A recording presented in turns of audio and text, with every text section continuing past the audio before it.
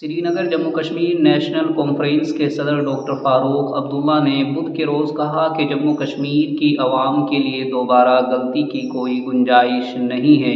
انہوں نے کہا کہ ہم نے 2014 کے الیکشن کے وقت بھی لوگوں کو ہوشیار کرنے کی کوشش کی، لیکن اس وقت لوگوں نے سنجیدگی نہیں دکھائی اور نتائج آپ سب کے سامنے ہیں۔ میں عوام سے اپیل کرتا ہوں کہ 2024 میں دوبارہ غلطی مت کیجیے۔ ان باتوں کا اظہار موصوف نے شیر کشمیر بھون جموں میں گجر اور بکروال کمیونٹی سے خطاب کرتے ہوئے کیا۔ ڈاکٹر فاروق عبداللہ نے اپنا خطاب جاری رکھتے ہوئے کہا کہ چناؤ آنے والے ہیں اور آپ یعنی عوام کو ہوشیار رہنے کی ضرورت ہے۔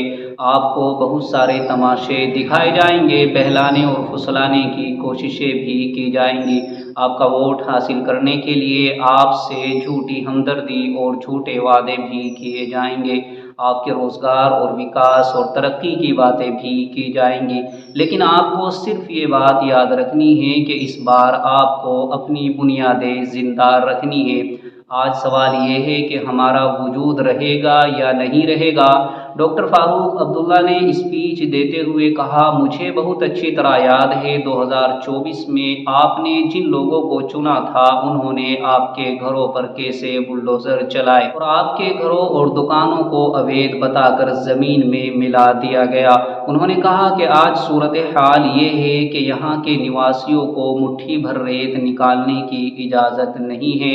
سارے ٹھیکے باہر والوں کو دیے جا رہے ہیں، مزدور بھی باہر سے لائے جاتے ہیں، یہاں کی نوکریاں بھی باہر والوں کو دی جا رہی ہے اور یہاں ہمارے بچے گھروں میں بیکار اور بے روزگار بیٹھے ہوئے ہیں، نشوں کے عادی ہو رہے ہیں، منشیات کے استعمال میں مبتلا ہو رہے ہیں۔ اب تو سرکار کی مہربانی سے گاؤں گاؤں شراب کی دکانیں بھی کھل رہی ہے۔ ڈاکٹر فاروق عبداللہ نے کہا کہ اگر جموں کشمیر کی عوام اب بھی نہیں سمجھے گی تو پھر کب سمجھے گی؟ اس سے بڑی بدقسمتی کی بات کیا ہو سکتی ہے کہ ہمارے یہاں سارے افسران باہر کے ہیں، وہ آپ کے دکھ درد، امنگوں، احساسات اور جذبات کو کیا جانتے ہیں؟ انہوں نے کہا، ہماری حکومتوں کے درمیان وزراء کے گھروں پر بھی لوگوں کو آنے جانے میں رکاوٹ نہیں ہوتی تھی اور لوگوں کے مسائل حل ہوتے تھے، لیکن آج عوام کی کہیں سنوائی نہیں ہو رہی ہے۔ لوگوں کو حالات کے رحم و کرم پر چھوڑ دیا گیا۔